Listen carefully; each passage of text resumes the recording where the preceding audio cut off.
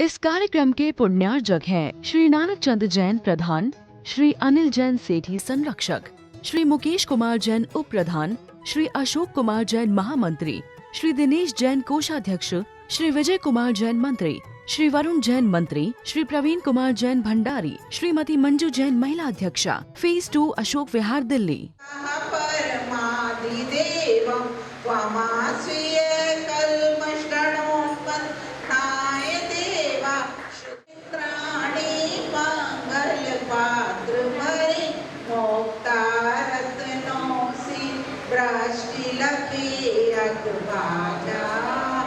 अभिषेक करे जिन राजा, अभिषेक करे सुख मिलता है, कर्म मैल सब। वितरागाय नमः। ओम नमो अनंते भगवते श्रीमते श्रीपाशतीर्थंकराय द्वादशकं परिवेष्टिताय शुक्ल ध्यान पवित्राय सर्वज्ञाय स्वयंभूय सिद्धाय भूताय परमात्मने परम शुकाय त्रैलोक्यमय व्याप्ताय अनंत संसार के परिमंडलाय अनंत दर्शन।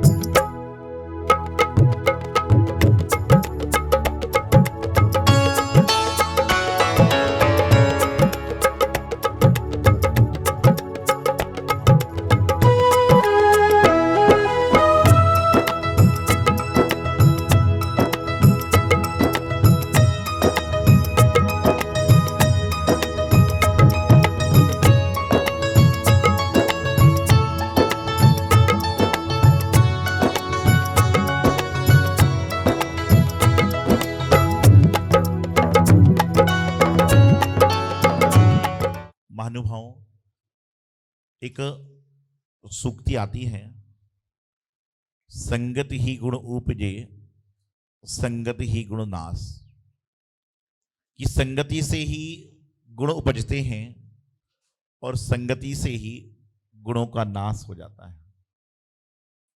आपकी संगति कैसी है? आपके साथ में रहने वाले लोग, आपके साथ में उठने बैठने वाले लोग कैसे हैं, इसका चयन आपको करना पड़ेगा। कुछ चीजें प्रयास से मिलती हैं, कुछ अनायास मिलती हैं, और जो प्रयास से मिलती है उसका महत्व समझ में आता है, और जो अनायास मिलती है उसका महत्व जल्दी से समझ में नहीं आता। अर्थात जब तक पापा नहीं बने थे तब तक पापा के पैसे थोड़े लगते थे, और जब पापा बन गए तो बच्चों को पैसे देने के लिए बहुत लगते हैं। जब तक हमारे खुद के ऊपर नहीं आएगी तब तक हमें मालूम नहीं चलेगा। तो संगति का जीवन में बहुत बड़ा फर्क है।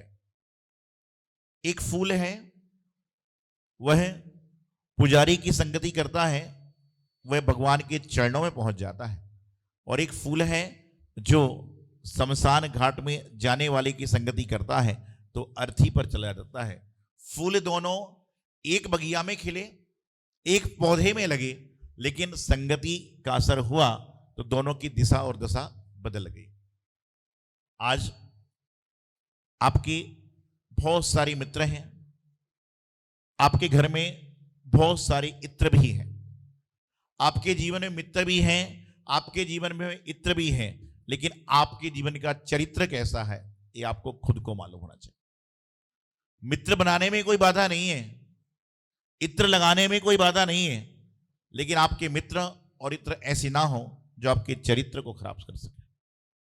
संगति धार्मिकों की होगी और धर्म की राह पर ले जाएंगे। संगति खाने पीने वालों की होगी और खाने पीने वालों के पास ले जाएंगे। संगति भटकने वालों की होगी और भटकाने का प्रयास करेंगे, और संगति सज्जनों की होगी तो आपके अंदर कहीं ना कहीं सज्जन का सत्य गुण आपके अंदर आ जाएगा। आज कोई व्यक्ति रोज रात को शराब पीता है, रोज बड़ी सिगरेट तंबाकू पीता है, खाता है, रोज अभक्ष खाता है, लेकिन यदि उसका बच्चा पहले दिन जब घर में शराब पी कर आता है तो पिता उसको डांटता है, मारता है कि शराब नहीं पीना चाहिए। जो रोज पी रहा है, रोज तंबाकू खा रहा है, लेकिन वह डांटता है, क्यों? क्योंकि उसको ही पता है कि ये मैं काम जो कर रहा हूं गलत है, लेकिन मेरा बच्चा ना करे। तो इसी प्रकार से संगति का जीवन में असर है। एक चीटी, छोटी सी चीटी, उसके मन में विचार आया कि मुझे लंदन जाना है। चीटी को मन में विचार आया कि मुझे लंदन जाना है। सबने मजाक उड़ाया, बोले तेरी पीढ़ी नहीं हजारों पीढ़ी निकल जाएंगी तो चल चल के लंदन नहीं पहुंच पाएगी। अब जब इंसान सब तरह से दरवाजे बंद पाता है, सब तरह से मायूस हो जाता है, सब तरह से ठोकरें खा लेता है, तो उसके बाद कोई रास्ता नहीं बचता तो देवशास गुरु के पास आता है। तो चीटी आई संत के पास, बोले महाराज मुझे लंदन जाना है और इसी जन्म में जाना है। महाराज बोले तो कोई बहुत बड़ी बात नहीं है। जितने आसपास के लोग थे ना, कई लोगों की आदत होती है कि प्रश्न मुझसे है, उत्तर वो खुद बोलना चालू कर देगा। कई लोगों की आदत है बीच में बोलने की, बीच में जाने की, बीच में करने की। आप अपने जीवन में अपने आप को अनमोल बनाइए कि आपसे लोग कहें कि भाई बोलो जब बोलिए। आपकी जिब्बा, आपकी एडवाइस फ्री नहीं है। आज आपको एडवाइस लेने के पैसे लगते हैं। तुम क्यों एडवाइस दिए जा रहे हो? कई बार हो रहा है, कई बार मैं देखता हूं कि लोग मेरे पास में आते हैं, मुझसे पूछ रहे हैं, लेकिन जो दो चार लोग पास में बैठे वो बोलना ही चालू कर देंगे अपने आप। तो मैं कहता भैया इन सबको बोल लेने दो, फिर मैं बोलूंगा। कहां बैठे हैं, क्या कर रहे हैं? तो दो चार लोग बोले महाराज जी आप क्या बात कर रहे हैं? चीटी लंदन? लंदन तो मैं नहीं गया जिंदगी में, चीटी लंदन कैसे पहुंच जाएगी? तो महाराज ने कुछ नहीं कहा। और समझदारों की निशानी यही है, यदि कोई मूर्खतापूर्ण प्रश्न कर रहा है तो मौन हो जाओ। मौन मतलब आपकी कायरता नहीं है, मौन मतलब आपका वाद विवाद से विजय पाने का साधन है कि वाद विवाद से बचना है तो मौन धारण कर लो। आपके मोबाइल में कई तरह की इमोजी आती हैं, एक उसमें मुंह पट्टी वाली इमोजी भी आती है जो जब भेजते हैं तो वो भी मोबाइल को भी पता है कि कहां मौन रखना है। तो महाराज कुछ नहीं बोले। चीटी फिर बोली, महाराज जी मुझे लंदन जाना है। महाराज बोले 2 घंटे रुकिए। तो जो आदमी मना कर रहा था उसको घर जाना था, लेकिन उसने बोला मैं भी 2 घंटे रुकूंगा, चीटी को लंदन कैसे भेजते हैं मैं देखूंगा। इतने में एक व्यक्ति दर्शन करने आया, बोले महाराज जी मैं भी जा रहा हूं, मैं आपको 8-10 दिन बाद दर्शन करने आऊंगा। महाराज बोले कहां जा रहे हो? बोले मैं लंदन जा रहा हूं। महाराज बोले ठीक है। इतने बोले मैं मंदिर दर्शन करके आता हूं, और वो मंदिर दर्शन करने चले गए। तो महाराज ने चीटी से कहा तू इसकी शर्ट पे चढ़ जा। महाराज ने उस चीटी से कहा तू इसकी शर्ट पे चढ़ जा। बोले क्या होगा? इसकी शर्ट पे चढ़ जा, और शर्ट पे चढ़ने के बाद में तो 24 घंटे में लंदन अपने आप पहुंच जाएगी। तो संगत का असर होता है कि जो जिंदगी में होने वाला काम नहीं था वो 24 घंटे में हो गया। इसी प्रकार से जब हम संतों का हाथ पकड़ लेते हैं, उनके पैर पकड़ लेते हैं, उनके साथ में लग जाते हैं, तो जो हम 7 जन्मों में पाने वाले थे वो हम 7 दिन में 7 महीने में पाले, तो कोई बहुत बड़े आश्चर्य की बात नहीं है। प्रयास तो कीजिए। आज हम प्रयास ही नहीं करते। आज जितना इंसान बाहर की दुनिया में है ना, उतना यदि अंदर की दुनिया में थोड़ा सा भी आ जाए तो उसका जीवन संवर जाए। लेकिन आज दुनिया में भटकाने वाले कदम कदम पर हैं, और आपको सही रास्ता दिखाने वाले कुछ एक संत हैं। आज घर में जब भोजन बनता है तो समस्या माँ को यह होती है, जो माँ भोजन बनाती होगी, जिस घर में भोजन बनाने वाले उनको क्या पता क्या होता है, उस घर में समस्या यह होती है कि इडली बनाऊं कि डोसा, ढोकले बनाऊं कि कचौड़ी, समोसे बनाऊं कि पास्ता पिस्ता, क्या होता है? बोले समस्या है। बोले क्यों? क्योंकि बड़े बेटे को इडली खाना है, छोटे को ढोकले खाना है, दादाजी को खिचड़ी खाना है, बनाने वाली तो क्या बनाए। सभी प्रसन्न हो रहे कि हमारे मन की बात कर रहे हैं महाराज। ये संसार का सबसे बड़ा चक्र है कि बनाने वाला क्या बनाए, और खाने वाले जो होते हैं हफ्ते में एक बार डेली अपनी अपनी फरमाइश लाते हैं। कम से कम खाने वालों को हफ्ते में एक दिन बोलना चाहिए कि मां आज हमें कुछ नहीं खाना, तुम वो बनाना जो तुमको पसंद हो, घर में स्वर्ग का वातावरण हो जाएगा। एक बार करके तो देखिए। एक बार मां से तो कहो कि आज वो बनाना जो तुमको पसंद है। ऐसे ही तुम घर में करते हो, ऐसे ही हमारे पास में करते हो। महाराज जी हमें तत्वार्थ पढ़ा दो, महाराज जी हमें कल्याण मंदिर पढ़ा दो, हमें जीव का पढ़ा दो। अरे कभी ये तो आके बोलो महाराज जी हमें वो पढ़ा दो जो हम जिसके लायक हो, आपका जीवन बन जाएगा। लेकिन तुम पहले ही लेके आ जाते हो हमें ये करना, हमें ये करना है। आगे पाठ पीछे से पाठ चला जा रहा है। प्रयास कीजिए। एक बार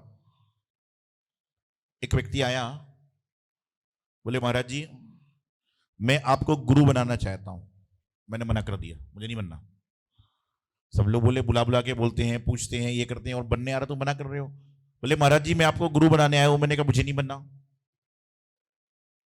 फिर उसने कहा कि महाराज जी मैं आपको गुरु बनाने आया हूं, श्रीफल भी लाया हूं, फल भी लाया हूं। मैंने कहा मुझे नहीं बनना। इतने में संकी माता जी महाराज बोले महाराज जी क्या बात है, लोगों को तो बुला बुला के बोलते हो, और कोई बनने आ रहा तो मना कर रहे हो। बोले मैंने कहा मुझे नहीं बनना। तो बोले कारण तो होगा। मैंने कहा कारण है, ये बनने आया है, बनने में अहंकार है। बनाने आया है, बनाने में अहंकार है, और बनने में समर्पण है। उसको कहना चाहिए कि मैं शिष्य बनने के लिए आया हूं तो समर्पण दिखेगा, और बनाने के लिए आया हूं अहंकार दिखेगा। तो अहंकार का नाश करने के लिए आइए, समर्पण भाव से आइए तो कुछ मिलेगा। जो झुकता है वही पाता है, और जो अकड़ता है वह दर दर की ठोकरें खाता है, चाहे वो किसी पर्याय में चला जाए। पारसनाथ भगवान का जीव कमठ ने कितना समस्या करी, लेकिन आज पारसनाथ जी क्यों हैं? क्योंकि उन्होंने सहन किया। और कमठ क्यों है? क्योंकि उसने तकलीफ दी। तो तकलीफ देने वाला कमठ की भांति होता है, और सहने वाला कहीं ना कहीं पारसनाथ भगवान के एक आध अंश का तो आदमी हो सकता है। परसों निर्वाण लड्डू होगा, सारे संसार में हर जैनी भगवान का भक्त पुजारी बन जाएगा, और ऐसा भक्त बनेगा उससे बड़ा दुनिया में कोई नहीं। सम्मेद शिखर जी में ऐसी भीड़ लग रही है कि ऊपर से नीचे तक देखा जाए तो धनाधन आदमी हैं। लेकिन सम्मेद शिखर जी जाने वालों से मैं कहता हूं कि लड्डू पारसनाथ भगवान जी का चढ़ाने तो सम्मेद शिखर जी जा रहे हो, लेकिन जब सुपारसनाथ भगवान का लड्डू आए तो उस समय जिन मंदिर में लड्डू चढ़ाने चला जाना तो सम्मेद शिखर जी जाना आपका सफल हो जाएगा। नहीं तो बस पारसनाथ जी की जयकारे कर रहे हैं, बाकी पता ही नहीं चल रहा हो क्या रहा है। जिंदगी में करने का प्रयास करें। ये सब बातें कैसे मालूम चलेंगी? जब आप संगति में आओगे। तो संगति का बहुत बड़ा फर्क है। यहां मंदिर में एक व्यक्ति पूजन करने आ रहा है और एक व्यक्ति पूजन की सामग्री जो हम खरीदते हैं देने आ रहा है, और एक व्यक्ति पूजन की सामग्री ले जाने आ रहा है। लेकिन बाहर वाले लोग ये कहते कि जो मंदिर में जा रहा है मतलब धर्मात्मा है। कहते ना कि जिन मंदिर में निकलने वाला कैसे भी भाव से आए उसको धर्मात्मा ही कहा जाएगा, और मय खाने के पास से पानी पीकर निकलने वाले व्यक्ति को शराबी ही कहा जाएगा। तो हमें विचार करना है कि हमारी संगति कैसी है, हमारा टेस्ट कैसा है, हमारा मैच कैसा है। ऐसा तो नहीं है कि हमारा सारा चीज बेस्ट हो रही है। अपने टैलेंट को बेस्ट करना है तो आप लोगों के साथ उलझ जाओ। मैं संघ में भी कहता हूं, आप सबसे कहता हूं, यदि अपनी प्रतिभा को समाप्त करना है तो कोई झगड़ा रहा है तो उससे झगड़ा करना प्रारंभ कर दो, और अपनी प्रतिभा को बढ़ाना है। जय जिनेन्द्र, आपसे मैं नहीं कर रहा हूं, बता रहा हूं क्या है। अपनी प्रतिभा को बढ़ाना है तो कहिए भैया जय जिनेन्द्र। कोई साधु महाराज नाराज हो रहा है तो नमोस्तु महाराज जी, बंदाई माता जी, इच्छाई माता जी, इच्छाई महाराज जी, जय जिनेन्द्र, वंदना करिए। बोला जी आप बहुत अच्छी बात बोल रहे हो, अच्छी बात है, और बोलिए और बोलिए और गुस्सा कीजिए।